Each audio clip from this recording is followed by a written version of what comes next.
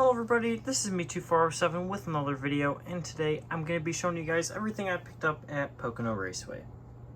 Before this video starts, I'd like to invite you guys to check out Bench Racing Diecast located in Newark, New York. They have the greatest selection for 164 and 124 scale diecasts, and it is an amazing store.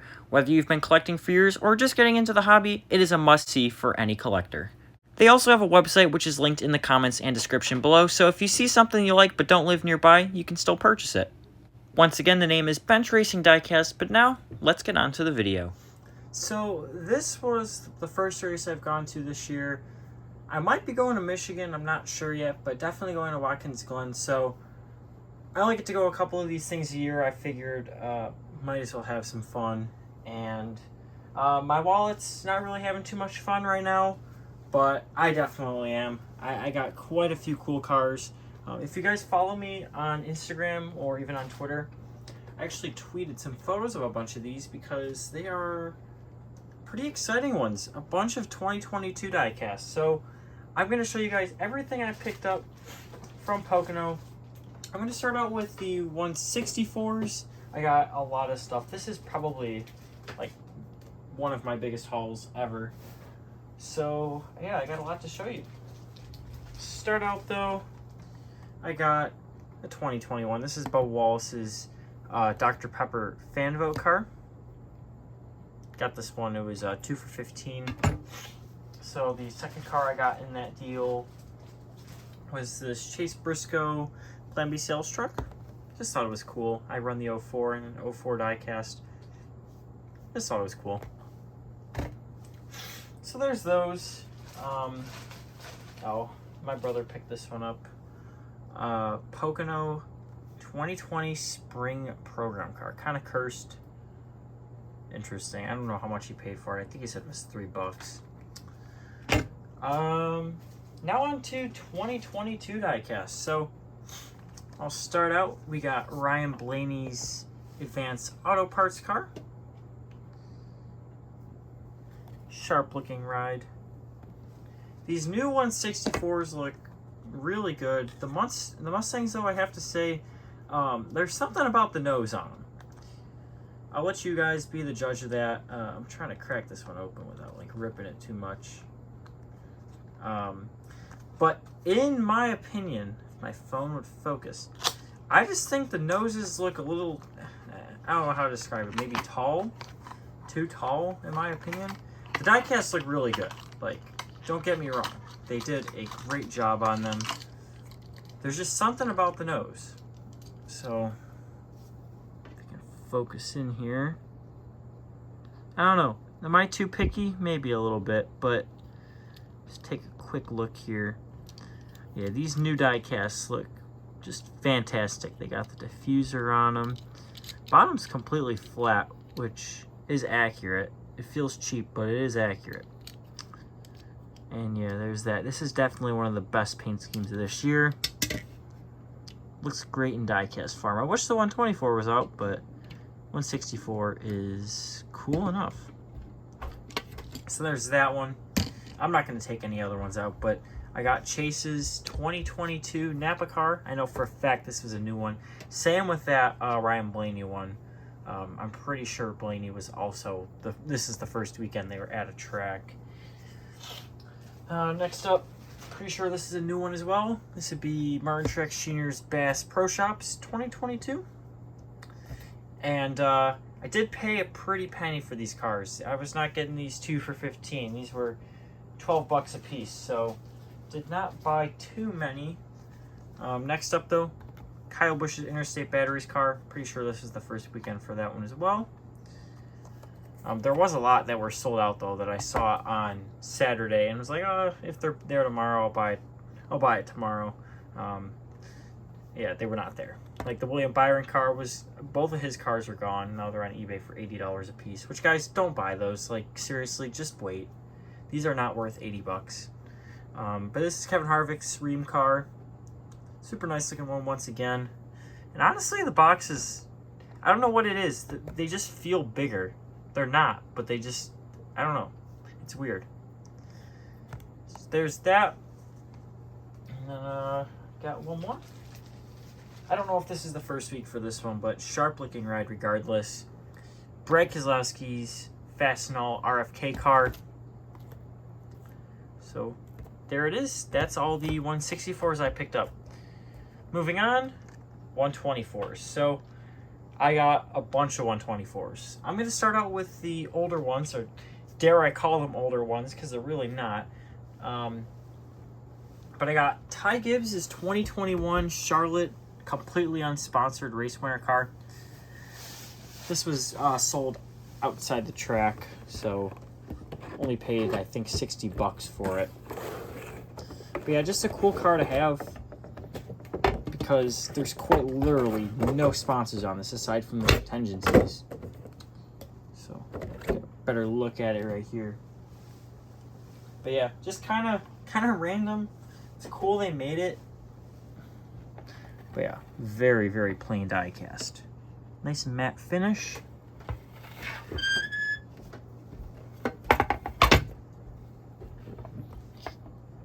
And I got DIN 444. So yeah, there's that. That's one of my first, actually this might be my first Supra die cast. Looking at my shelves, yeah. I do believe this is the first Toyota Supra in my collection. It's pretty surprising. Yep, that would be true. So there's that Ty Gibbs Charlotte car. And then I'm going to get the other ancient piece out of the way. It's Kyle Busch's 2021 Pocono race winner car. So I did not pick up the Bowman. I have the Bowman waiting for me at Bench Racing Diecast. I got to go pick that one up. Got to make a trip out there very, very soon. So I'll be looking for one of those videos in the near future. But I'm just trying to save as much money as possible, guys. I just bought a new car. And enough said. So let's take a look at this diecast here. This was like brand new in the shipping boxes, or like the brown boxes. I mean, for real, guys, look at that. It's destroyed. Tragic. Oh well, we don't collect the boxes. But this car, it's really not exciting at all, and I quite frankly would have passed on it if I wasn't at this race. But, you know, since I was there, I figured might as well. So there is that. Like I said, not very exciting at all, but being there, it's just a little more sentimental. So that's it for the old 2021 cars. This might be the biggest next-gen diecast haul ever to date. You know, I don't think anyone really bought more than me, other than the stupid people selling them on eBay for $300 a piece. But I'll start out with actually the car my brother bought, or I bought him for his birthday. So that would be William Byron's 2022 Liberty University Chevy Camaro. In the new boxes, controversial. Honestly, I think they look dope, but I don't want to spoil things too much. You cannot stack them. I mean, that's not a big deal for me. They do come in the brown boxes once again, and you can stack them on those. So, personally, I don't have a problem with them. I see how people do, but at the same time, if that's like your biggest problem in life, you've got it pretty good. So, in my opinion, I think we can all deal with the new boxes. But let's take a look at this thing here. So, as you can see, they just slide right out, and there's that. This cardboard piece is actually like pretty flimsy. That's about it. I do see a lot of these boxes getting damaged. That's maybe my only con with them. I mean, this was carried in a plastic bag, and you can already see it's starting to look pretty rough. So there's that. One of 504. Let's get a look at the diecast. So that's why y'all came and watched this video. So this cover now is honestly, in my opinion, a little more durable. Like, there's not a whole lot of flex. So Lionel did do a good job on at least making the box durable. Because, like, look at, I'm actually pressing pretty hard. I don't want to ruin the box, but yeah, it's pretty good. So good job for them reinforcing those. Let's take a look at this though. And they did a really, really nice job in getting the wheels an accurate color. So a lot of the next gen diecasts, they got like the black wheels, which still look sharp, and a lot of cars actually are running the black wheels, but I can tell they tried to kind of correct it by making them the more natural silvery color. So yeah, good on Lionel for doing that. Really, really round rear bumper. Like, it's just so noticeable. And you can see the diffuser down there. And guys, I kind of slowed down on filming diecast reviews, but if you guys want me to film some on these next gen cars, I'm more than happy to, because they really are pretty cool. They're how different they are. So here's the other side. Since there's a diffuser like you saw on the 164, the bottom's like completely flat, and then these are all still screwed in, but you can take a look. Maybe I'm gonna try to get the hood open on this car here for y'all. Let's get it out of the way on the first one. There we go. Engine detail is it is what it is. But exterior wise, I think these cars look phenomenal. Like, the wheels look good, the fitment's really good. Like, if you take a look at that, that's really sharp looking. Overall, not like saying this on the diecast, but just in general, like this weekend, it's really funny how different the entire architecture of the car has changed. Like, what do we got here? I'll grab a 2014 Dale Jr. car. It's just how crazy, like, how much shorter the deck lid area is on these cars. Honestly, are these diecast different sizes? Maybe. But, like, this car just looks so ancient. It's crazy. And this is a 2014. Like, these are the way of the future, I guess. The next gen. And they really do look it. So, enough rambling on and on about the future of stock cars. That's the first one out of the way. We still got, how many next gens left? 4 more. So, yeah. Keep watching, guys. Alright, so next one up. What should I do here? I got quite a few interesting paint schemes. I guess we'll just stay on the William Byron track. Which, by the way, I do believe these cars, this was like the first weekend that both of these Byron cars are there. So, 2022 Valvoline Car. This is probably my favorite paint scheme for Byron of this year. You can see, once again, the really nice silver wheels that Lionel did. So, let's get a good look at it. Nice neon numbers. Aside from this little, like, flaw here, once again, the paint looks phenomenal on these. Like, there's a noticeable increase, or I don't know what to say, just an upgrade in quality in the paint.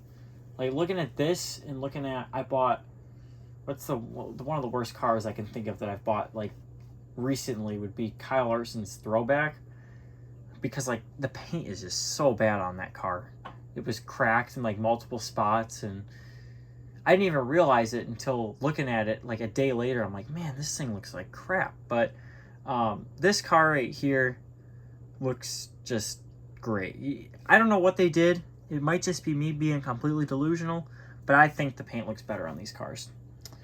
So, oh, didn't mean to grab that, but we did anyways. We got right side right here. Once again, fitment on the wheels, like to the fenders, just looks phenomenal. Like, look at how nice and close that gap is. It reminds me of an Elite. Maybe the right front's a little lower than it should be, but I mean, I can't complain. That looks really good. So take a look at the front there. And that's it for car number 2. Let's move on to the next one. Just figured I'd mention this. These cars, the 124 next gen diecasts, were, prepare yourselves. If any of you guys are going to races anytime soon, $100 a piece. Yuck. Just yuck. Next one up, very popular car. They actually sold out of these. It's Kyle Larson's Hendrick Cars paint scheme. It's 2022 primary. Let's take a look at it. Now this car does not have the silver wheels. This one's like probably, I think, like one of the first cars that they offered. And I'm guessing like their render, or I don't even know, probably render, included like the deep black wheels before they really knew what teams were doing. So this is the color they went with. Not bad looking by any means. Like the black looks really nice. Just, is it the most accurate? I don't quite know. Well, it's not. Whoa. Jeremy Mayfield diecast is not liking being a tripod. Anyways, so do a 360 here. I missed out on his 2021 Hendrick Cars primary. Certainly Lionel did not skimp out on making these this year. Let's take a look at what the number is. It is one of 2,412. So guys, if you don't get one at the racetrack and you are there and you see it and you just want to hold off, there's a lot in the world. So he's got a couple more cars coming this year. If you miss out on this one, I wouldn't be too worried about it. So, you know, it's this Hendrick Cars scheme. It's always a solid looking diecast. The black wheels, they do look really sharp. Like I said, are they most accurate? I don't know. Something funny though I noticed about this diecast, and like lately Lionel's been kind of weird on this. I was like, does my car have no din? It's there, but it's like so faint. I don't know. It's like it was sun faded or something, but it's not. I don't know. It's very weird. It's barely legible. Like I can't even get it on camera, but I got din 2385. So pretty high din. There's that one. Move on. Got a few more left. Gonna move on to Christopher Bell's 2022 Dewalt car. Actually picked this one up today at the track. This was the only 124 I actually bought today because I was kind of debating. I wanted one of every manufacturer and I wasn't quite sure which Toyota I wanted. I was gonna get either this or like the Kyle Busch, but I already bought a Kyle Busch car this week, so I figured might as well add a Christopher Bell to the collection. Well, a primary. I do have his Daytona win, but beside the point, here's that car. Black wheels again on it, so not quite as accurate, but it still looks really, really nice. The color is really sharp looking, and the chrome numbers, just the whole car, beautiful. So, spin her around. It's got a nice matte finish on it, too. Now, I don't know when this car released. I think this one's been at the track for a couple weeks. I don't think this is the first week for the Hendrick cars, but I'm like 95% sure that this was like the first week for these Byron cars. Okay, back to this one. One thing a lot of people aren't happy about, like when I tweeted the photo and posted on Instagram, I got a couple DMs of people saying, what do you think of that wing? And honestly, I'm going to cut them some slack. Like, this is the first year of the next gen diecast, the first couple months of it. Now, if they start throwing race wins with this wing, I'm going to be a little mad. But seeing as though these are the first diecasts being made, I am not too upset about it. Considering the cars they had testing, like when they probably were finalizing the tooling, actually had the wing, like the 550 package. They had the high downforce, low horsepower package when they like initially started testing it before they sampled the 670. And I'm fine with that. Like, they got the exhaust to the right spot, and I can tell that this probably was not their intention with the little air vent here. Like, if they could have put a hole, I'm sure they probably would. But this was their solution, a sticker. But yeah, I'm not upset about it. I go back to like 2013 when the teams had the banners that had like manufacturer logos on them and like the initial cars didn't. It was something they just kind of, you know, as time went on, changed. Maybe a good example would be like the 2017 diecast. Like, we got the Danica Patrick Nature's Bakery car, like Dale Jr.'s primary. Well, that's was a Mountain Dew car, so we're gonna skip that one. But they didn't know the title sponsor, so they manufactured diecasts that people at least had something, instead of having to wait for them to be 100% accurate. So, like I said, do I anticipate them using these wings to race wins? I really hope not. If they do, that's where I draw the line. I'll be mad, but if they got to use them up on primary cars this year, it's not a big deal for me. As long as the race wins are accurate, that's all I'm saying.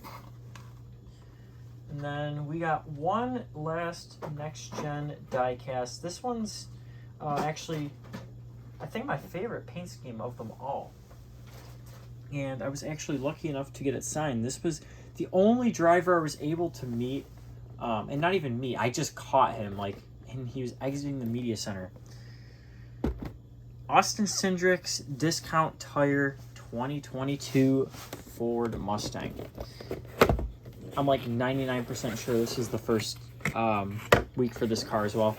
It's something about this box. I don't know if you guys see that. We got a little sleeve, Rookie of the Year contender, that's actually like removable. I think that's kind of cool. So that almost makes you wonder if like the race win boxes are gonna have a sleeve that's a race win thing, instead of them like designing a whole nother package. I don't know. I just thought that was kind of cool. So let's get a look at this one. Chrome wheels look just phenomenal. They absolutely killed it on this diecast. Let's get that plastic cover off, shall we? So Austin Cindric's 2022 Discount Tire car. Paint on point with this one once again. Chrome on the wheels, super, super shiny. I think someone, like on the one post I made, said the wheels are like too shiny. I don't know. I think they look really sharp. Maybe a touch too shiny, but like, I'm not complaining. It's really nice to see them actually do chrome wheels, because I'm thinking of cars in recent memory, like Ryan Blaney's, I think it was 2016 throwback. He had like the chrome wheels. They were turned to just disgusting gray wheels. There really isn't too many cars with chrome on them, but yeah, they did a great job on these wheels. So there's that. Once again, I got one that's like a phantomed in, if you can see that, or lack thereof. It is there, just very faint. And yeah, so I was lucky enough to actually get Austin Cindric's autograph. This was the only driver I ran into this weekend, and I was debating between either this car or the Kyle Busch M&M's car, because I bought this on Saturday. And I was like, I'll go with the Cindric, because, you know, I've probably got a better chance at getting that one signed. And we walked over the bridge, or in the tunnel, which brought us to the infield, and we were just standing by the media center, and someone's like, oh, Austin Cindric's in there. I'm like, really? I got his diecast. So waited outside for maybe like 5 minutes, and Austin Cindric came right out and was super nice. I love Austin Cindric. And he was like, oh, I didn't know these were out yet. I'm like, yep, I think this might be the first week for him. And signed the diecast, took a photo, and did it all with a smile. So Austin Cindric, I was a fan before, but now I'm going to be pulling for you every week. So it's always nice when drivers actually take the time, and it's a genuine interaction. So yeah, back to the diecast. Super sharp looking. Noses on the Mustangs 124s at least look perfectly fine to me. So that is it for next gens, though, and that's it for the haul. Actually, I did pick up my friend Motorsport Insider a couple cars. I got him a Ryan Blaney Daytona win. I got one of those in the mail the other day. I don't even remember ordering it, but it did come in, but I'm not going to count that in this haul here. And then I also picked him up the AJ Allmendinger car, and I found a Christopher Bell, Kansas car for him for $45, so that was it. But I'm going to throw all three manufacturers up here on the table just so we can get one last look at them. And yeah, if there's any of these next-gen cars you want to see a review on, I'll make sure to film one for you. So just do a quick little pan there.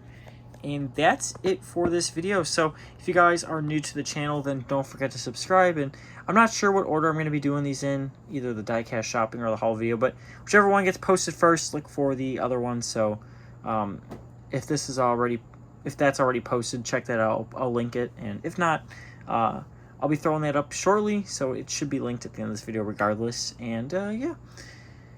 Comment below if you guys bought any cars at the tracks recently. Well, like I said, $100, super steep price for these things. So I did pay a pretty penny, but I think it was worth it. I got them early. I have some sitting in my case for a couple months before all you guys do. So minor flex. But yeah, it's been me 2407. Thanks so much, everybody. Have a great day. Bye.